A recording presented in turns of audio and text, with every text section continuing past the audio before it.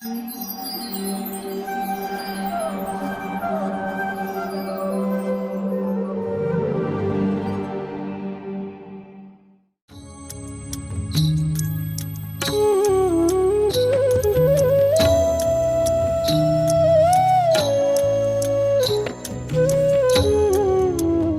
कृष्ण। शयन एकादशी की आप सभी को हार्दिक शुभकामनाएं। साल भर में आषाढ़ महीने की शुक्ल एकादशी से लेकर कार्तिक महीने की शुक्ल एकादशी तक यज्ञोपवीत संस्कार, विवाह, दीक्षा ग्रहण, गृह प्रवेश, यज्ञ आदि धर्म कर्म से जुड़े जितने भी शुभ कार्य होते हैं वे सब त्याज्य होते हैं। इसका कारण यह है कि आषाढ़ महीने की शुक्ल एकादशी को भगवान श्री विष्णु 4 मास के लिए सो जाते हैं।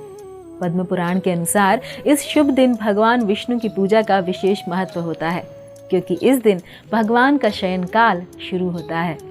पौराणिक ग्रंथों के अनुसार श्री हरि के शयन को योग निद्रा भी कहा जाता है। चतुर्मास, जो कि हिंदू कैलेंडर के अनुसार 4 महीने का आत्म संयम काल है, देवशयनी एकादशी से ही प्रारंभ हो जाता है। आइए जानते हैं देवशयनी एकादशी की कथा और इसके महत्व के विषय में। एक बार युधिष्ठिर महाराज ने श्री कृष्ण को पूछा कि हे केशव, आषाढ़ मास के शुक्ल पक्ष में आने वाली एकादशी का नाम क्या है? इस दिन के देवता कौन हैं और इस व्रत के पालन की विधि क्या है? विस्तार से कहिए।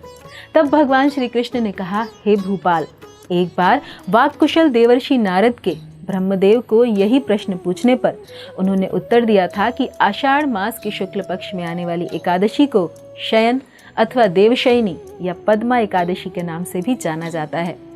इस दिन के अधिष्ठाता भगवान ऋषिकेश हैं, इसीलिए उनकी प्रसन्नता के लिए इस व्रत का पालन करना चाहिए। पूर्व समय में रघुवंश में जन्मे मानधाता नामक राजा पृथ्वीपति थे। वे सत्यवादी राजाओं के अग्रणी, अत्यंत बलवान, पराक्रमी और प्रजा का पालन अपनी संतान की तरह करते थे। उनके राज्य में कभी बाढ़, सूखा, अकाल नहीं पड़ता था, कभी कोई बीमारी भी नहीं होती थी। सभी प्रसन्न और सुख पूर्वक रह रहे थे। परंतु कुछ समय के पश्चात दैव से अथवा किसी पाप कर्म से 3 वर्षों तक वर्षा नहीं हुई। वर्षा के अभाव में लोग भूखों मरने लगे। तब सभी ने दुख से व्याकुल होकर राजा से विनती की कि हे राजन, आप कुछ उपाय करें जिससे सब जगह पुनः शांति और सुख की स्थापना हो। यह सुनकर राजा ने कहा, वेदों और पुराणों में कहा गया है कि राजा के किए गए पाप कर्म के कारण ही ऐसी स्थिति उत्पन्न होती है। पर मुझे ज्ञात नहीं कि मुझसे ऐसा कौन सा अपराध हुआ है, लेकिन फिर भी अपनी प्रजा के हित के लिए मैं प्रयास अवश्य करूंगा। ऐसा कहकर राजा ने अपने अधिकारियों और कुछ सैनिकों के साथ ब्राह्मणों को प्रणाम कर वन की तरफ प्रस्थान किया।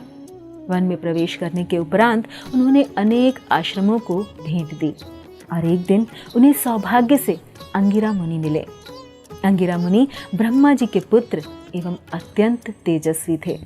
उन्हें देखकर जितेंद्रिय राजा मानधाता ने उन्हें प्रणाम किया। वह जब ऋषि ने राजा के आगमन हेतु विचारणा की व प्रजा के विषय में पूछा तो राजा ने कहा कि मैं धर्मनिष्ठा से राज्य करता हूँ, फिर भी 3 वर्षों से मेरे राज्य में कहीं वर्षा नहीं है और इसी कारण प्रजा दुखी है। मैं जानना चाहता हूँ कि इसका कारण क्या है और किस प्रकार मेरे राज्य में वापस सुख समृद्धि लौटेगी, कृपया बताइए। तब अंगिरा मुनि ने कहा, वर्तमान युग सब युगों में सर्वश्रेष्ठ सत्य युग है। इस युग में केवल ब्राह्मणों को तपस्या करने का अधिकार है, परंतु तुम्हारे राज्य में एक शूद्र तपस्या कर रहा है, जिस कारण यह स्थिति आई है। तुम्हें उस शूद्र को मारकर राज्य में सुख समृद्धि लानी चाहिए। यह सुनकर राजा ने कहा, तपस्या में मग्न निष्पाप व्यक्ति को मारना मेरे लिए असंभव है, कृपया कोई अन्य सुलभ उपाय बताएं। तब अंगिरा मुनि ने उत्तर दिया, इस परिस्थिति में पवित्र पद्मा या देवशयनी एकादशी का पालन आपको तथा आपकी प्रजा को करना चाहिए। इसके पालन से राज्य में वर्षा होगी। यह एकादशी आषाढ़ मास के शुक्ल पक्ष में आती है और इस व्रत के पालन से व्यक्ति सभी पापों से मुक्त होता है और उसके अंतिम ध्येय प्राप्ति अर्थात भगवान की भक्ति को प्राप्त करने के मार्ग की सभी रुकावटें भी दूर हो जाती हैं। अतः हे राजन, तुम्हें अपने परिवार और प्रजा के साथ इस व्रत का पालन अवश्य करना चाहिए।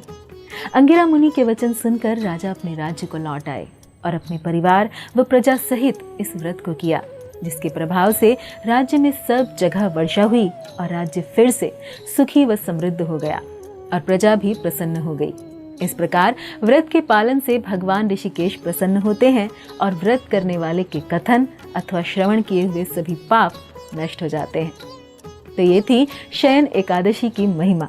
और इस एकादशी पर महाराष्ट्र के पंढरपुर में भगवान श्री विट्ठल के दर्शन के लिए भक्तों का हुजूम उमड़ता है और आसपास के सभी गांवों के सभी भक्त लोग टोलियां बनाकर भगवान के दर्शनों के लिए जाते हैं और उनकी दिव्य व मनोहर छवि को अपने हृदय में धारण कर वापस लौट आते हैं।